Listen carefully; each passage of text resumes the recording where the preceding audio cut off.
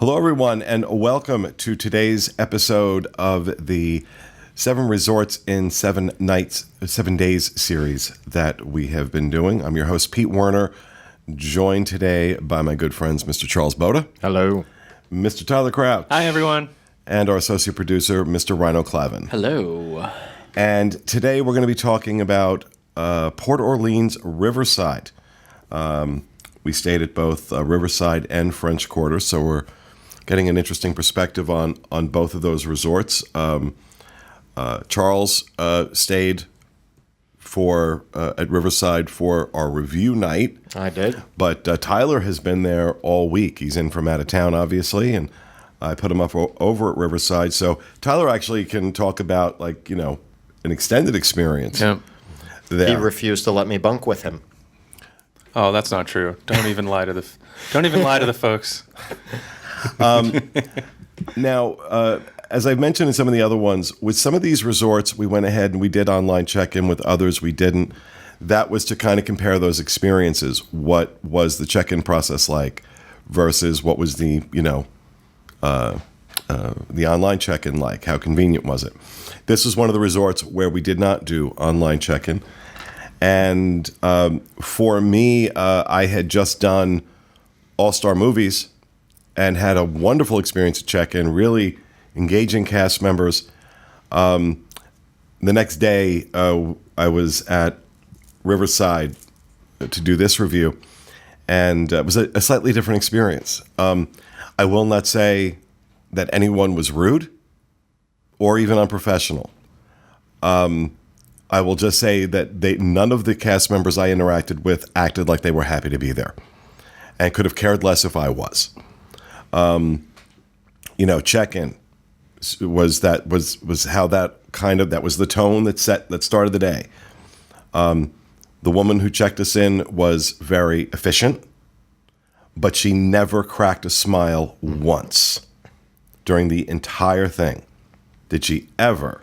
I think I even texted you, this woman has all the charm of a nervous breakdown. Yeah. I think if you had given her 2 coins, she would have ferried you down the river Styx instead of checking you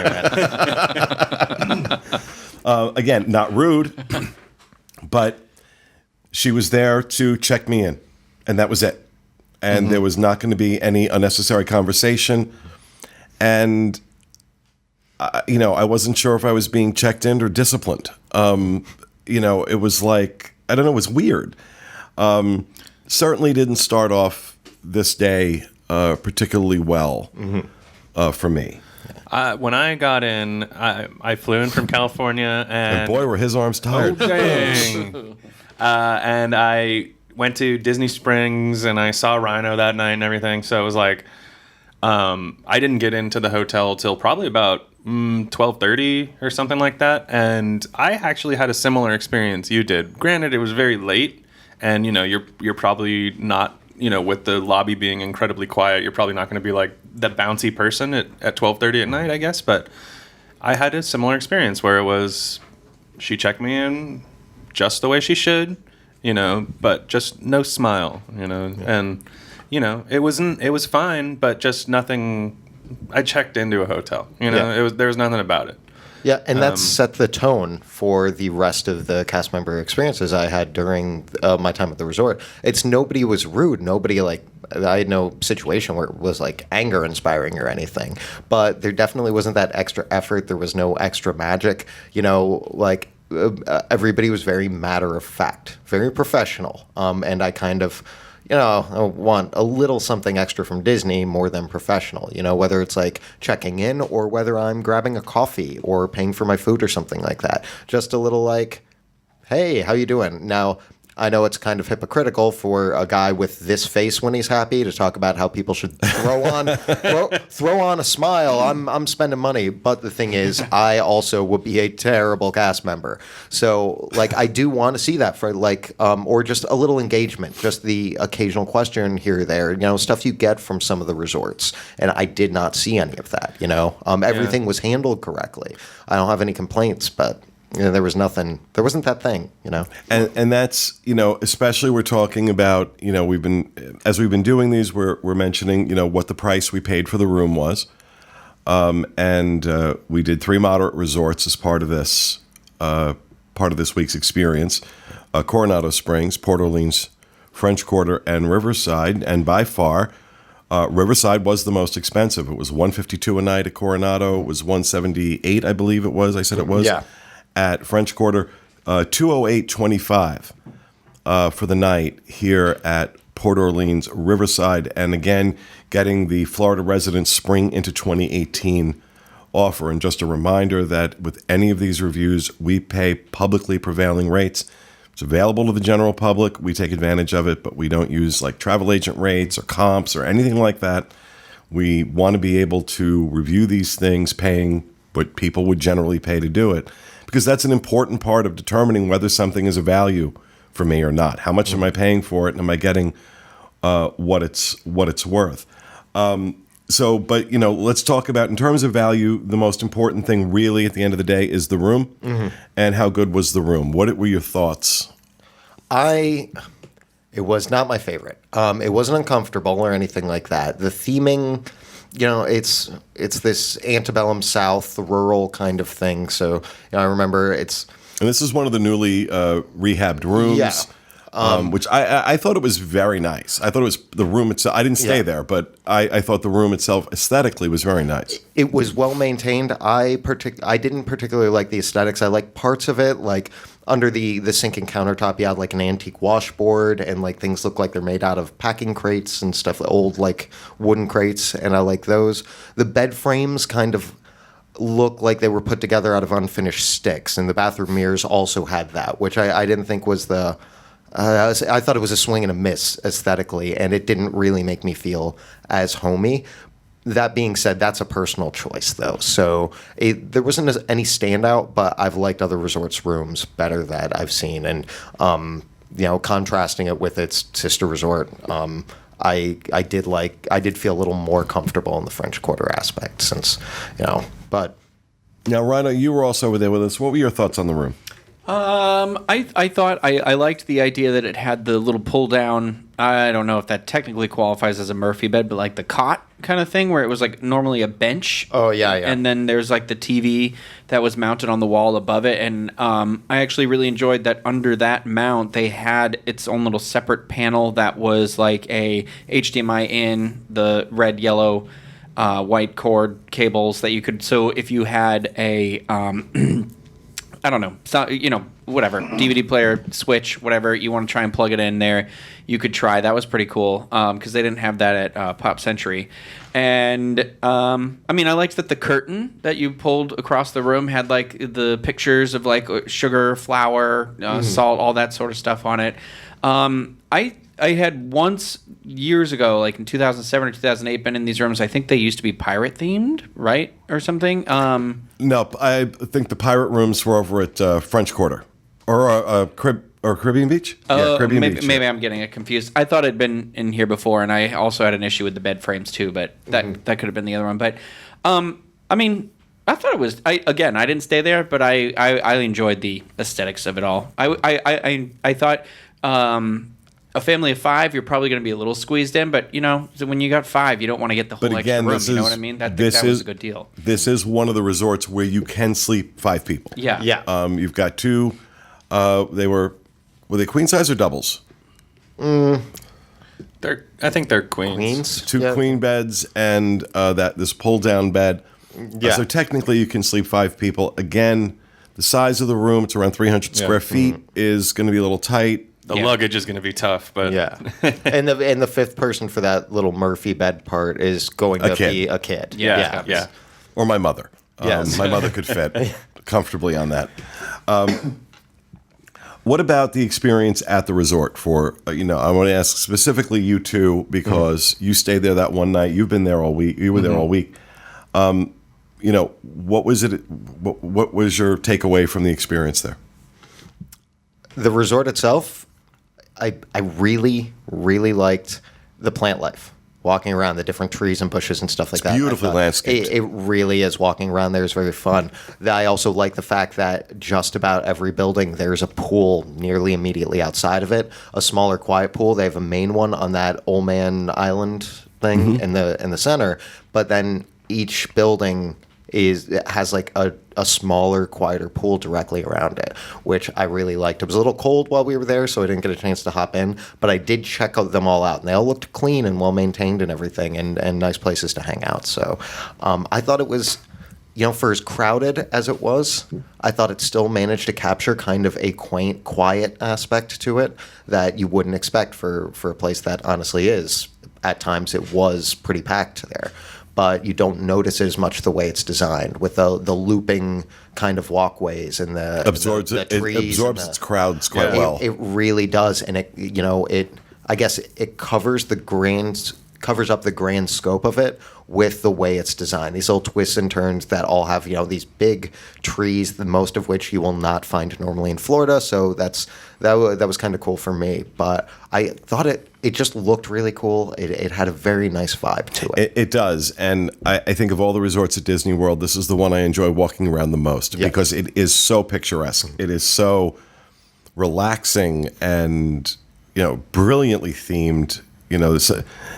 This resort in particular is really an example of Disney Imagineers at their very best. Yeah. Well, that's one of the things that's so impressive too. Is you can kind of say like, oh, this resort is themed around a swampland, and you go, ooh, I don't know about that. But then when you get there, you're like, oh no, this is picturesque and beautiful. Yeah. Like this is like that's what Disney does amazing is they can take just any situation and turn it into a beautiful thing. And I kind of like the shipyard kind of vibe that the rooms have going, even though I did appreciate the French Quarter room a little bit better, I think. But I think the other thing to note, even though we didn't stay in any of the rooms, is they have like the princess rooms too at Riverside. And I stayed there a couple years ago, and those rooms are really fun. Because you're a pretty princess, Oh, Tyler. well, it was more for Katrina, but they actually did have a lot Katrina of... being his girlfriend. Yeah, but they actually did have a lot of fun touches in there, like the Bad sink. touches or good touches? Everybody started laughing, and now y'all threw me off. I thought he was going to say Katrina was your stage name. That's Yeah, why right. I started giggling in my head. I stayed there for Katrina. Katrina's his alter ego. Wow, that makes me a very complicated human being. But I was gonna say, like the sink, it looks like the genie's lamp, and they even have the dog from Beauty and the Beast, because if you remember, the dog is an ottoman, so they have the dog from Beauty and the Beast is in your room. The carpet actually has the carpet from Aladdin on it. So there's a lot of fun things in that room that we really enjoyed. That if you really want to stay at Riverside, but you do not like that shipyard atmosphere, you can always try and stay in the royalty suites too. So. Although it might not have been my favorite thing, the shipyard aesthetic inside the rooms, but outside of the rooms, when you go to the their food court, what's it, the river? Sasagula? Yeah, Sasagula. No, that's French Quarter. No, yeah, you're right. River. No, River Roost is the bar. Now I'm trying to remember what It's another river name. It's like River Run, but anyway, it's the big Yeah. riverboat looking one with the giant water It has a wheel. giant Water wheel. Yeah, wheel, and coming outside and walking around and seeing that, and daytime and nighttime are two different perspectives too. Like I liked it walking around during the day, and then I'd forgotten it was there, and I was just randomly taking a walk at night. I turn a bend, and all of a sudden there is that whole riverboat aesthetic with the bridges that go over. Then it is picturesque. Every corner you turn is picturesque. The Riverside Mill.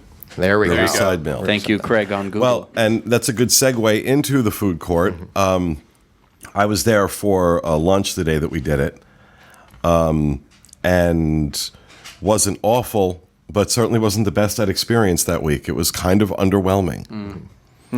I ate there, I guess, 3 times: lunch, dinner, and then breakfast. I didn't have a bad experience. I tried to do 3 separate things. So, for dinner, when none of you guys were around, I ended up getting like their build your own pasta bar, and I expected it to be underwhelming. Surprisingly, decent flavor, decent amount of food for the money. I want to say it was like somewhere in the range of $11 to $13 for the dinner. Pick one pasta, pick a sauce, pick a protein. I think I got like sausage and pesto because I'm a weirdo. But it was absolutely delicious. It Sounds good. It was very filling.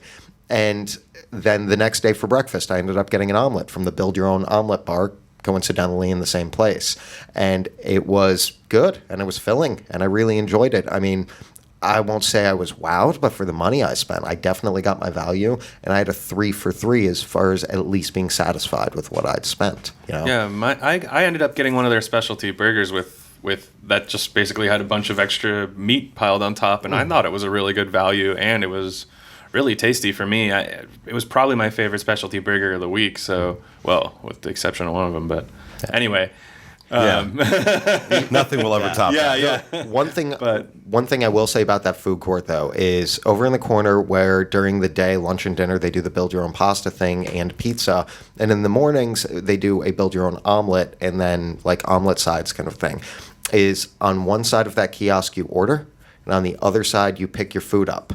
But where you pick your food up, people are ordering for something else. So both of those are very stressful and confusing. The food was good, but the way they have it managed and operated, the cast members have no idea whether you're waiting on something you've already ordered or whether you're ordering something new for the first time. And it's very uncomfortable, and there becomes this weird tension where everybody doesn't know which way to go and everybody's cutting around each other.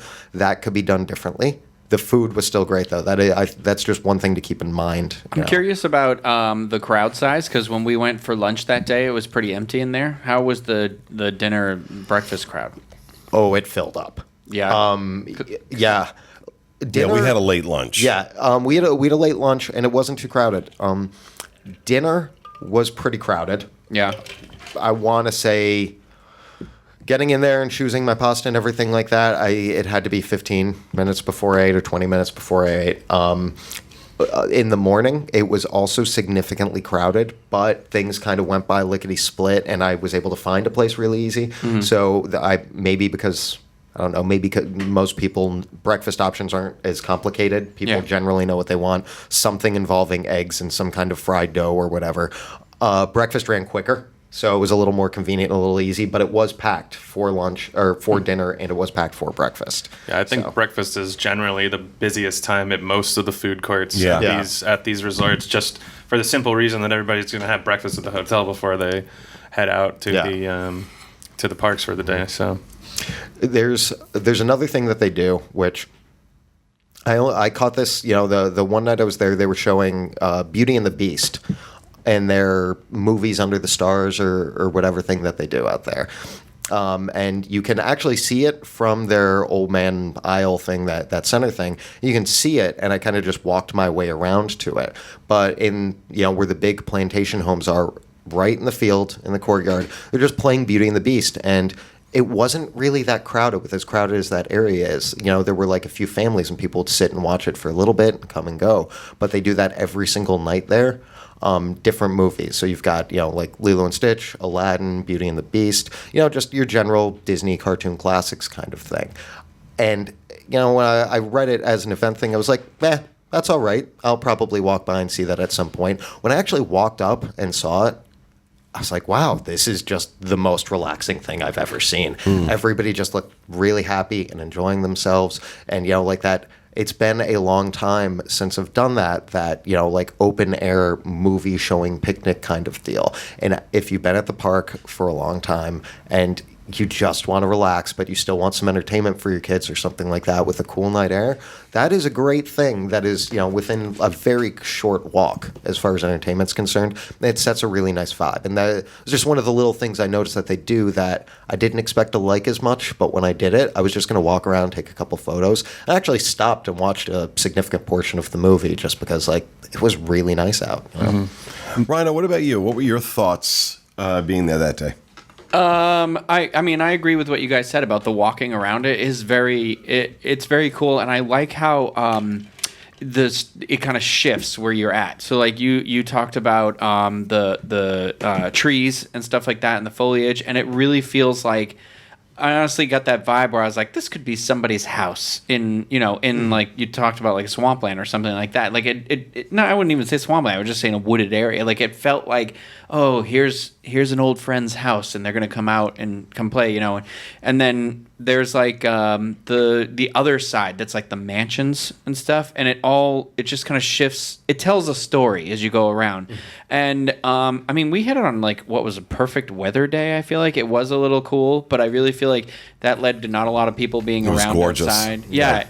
One of my favorite spots actually is that bar that's out there by the pool. By Muddy Rivers. Yeah. I actually found that to be very relaxing, even if you're not a drinker, because Pete, you tried some of the non-alcoholic options that they had.